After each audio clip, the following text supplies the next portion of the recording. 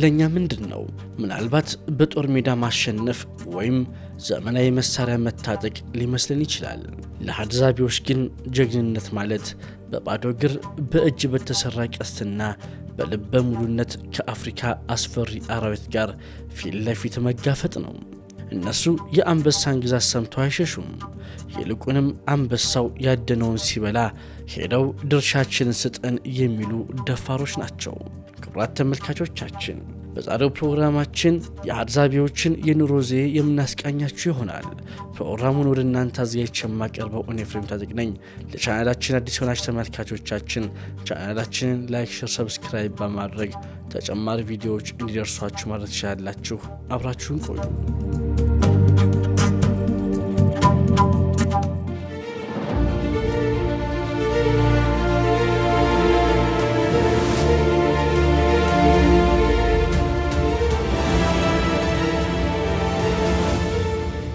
Goku guatem iko chi goku pa ka go kono ko duli pai puta ito goku ta awe goku ta tu pakate ሐድዛቢዎች ጀግንነታቸውን የሚያሳዩት በጩኸት አይደለም፣ በዝምታ ነው። አንድ የሐድዛቢ አዳኝ ግዙፉን ጎሽ ወይም ነብርን ሲያድን የሚጠቀመው ብቸኛው መከላከያ የእንጨት ቀስቱንና የራሱን ትዕግስት ነው። ፍላጻቸው ላይ የሚቀቡት መርዝ በጣም ኃይለኛ ከመሆኑ የተነሳ ግዙፍ ዝሆንን እንኳን መጣል ይችላል። ነገር ግን ያንን ፍላጻ ለመወርወር እስከ 5 ሜትር ድረስ ወደ እንስሳው ተጠግተው መሄድ አለባቸው።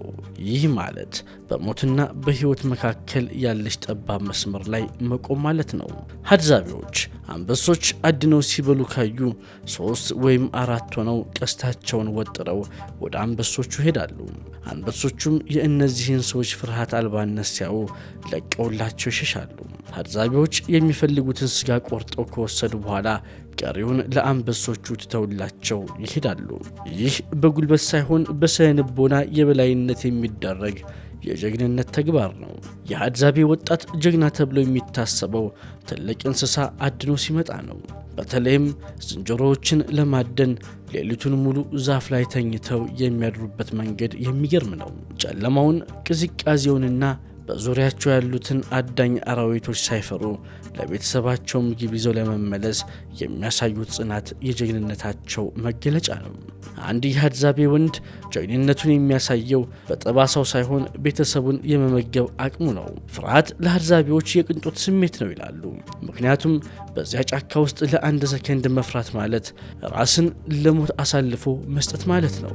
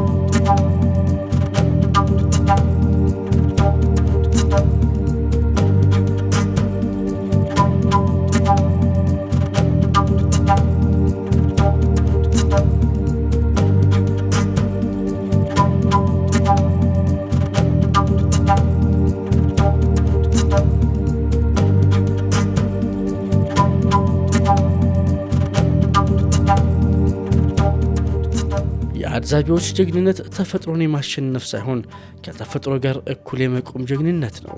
እነሱ የሚገድሉት ለመኖር እንጂ ለመዝናናት አይደለም። የሚደፍሩት ለማስፈራራት ሳይሆን ለህልውናቸው ነው። ዛሬ ዓለም በቴክኖሎጂ ስትታጠር፣ እነዚህ የጫካው ጀግኖች ግን አሁንም በባዶ እጃቸው ከተፈጥሮ ጋር ትግል ገጥመው አሸናፊ ሆነው ቀጥለዋል። እውነተኛ ጀግንነት ማለት በራስ መተማመንና ካለ ጥቂት ነገር ጋር ራስን ችሎ መኖር መሆኑን ሀድዛቢዎች በሚገባ ያስተምሩናል። አንድ ሀድዛቢ አዳኝ በጫካ ውስጥ ነብር አጋጥሞት ካመለጠ ወይም ግዙፍ ዝንጀሮን በጨለማ ተዋግቶ ካሸነፈ ያንን ታሪክ ለልጆቹ የሚተርከው በእሳት ዙሪያ ሆኖ ነው። ይህ ትረካ ደግሞ ለቀጣዩ ትውልድ ፍርሃትን እንዴት ማሸነፍ እንደሚቻል ትልቅ ትምህርት ይሆናል። የሀድዛቢዎች ጀግንነት ትህትና የተሞላበት ነው። እነሱ አራዊቱን የሚያሸንፉት ስለሚጠሏቸው ሳይሆን ስለሚያከብሯቸው ነው። ተፈጥሮን ማክበር ደግሞ ትልቁ ጀግንነት ነው። ጎሽ በአፍሪካ ውስጥ ከአንበሳ በላይ ሰውን በመግደል የሚታወቅ እጅግ ቁጡ እንስሳ ነው። አንድ ሀድዛቢ ወጣት ይህንን ግዙፍ እንስሳት ለመጣል የሚጠቀመው ስልት የሚከተለው ነው። እስከ 10 ሜትር ድረስ በደረት እየተሳቡ መቅረብ ዋነኛው ስትራቴጂያቸው ነው። ይህ ለማንኛውም ሰው የሞት ፍርድ ማለት ነው። ነገር ግን ሀድዛቢዎች ያደርጉታል። ከዚያ በኋላ መርዛማውን ፍላጻቸውን በትክክለኛው የጡንቻ ክፍል ላይ ማሳረፍ። ይህም ግዴታ ኢላመኛ መሆን ያስፈልጋል። አለበለዚያ የተሳሳተ ቦታ ከመቱ ጎሹ ወደ እነሱ በመሄድ ሕይወታቸውን ሊቀጥፍ ይችላል። ዋነኛውና ሶስተኛው ደግሞ ትዕግስታቸው ነው።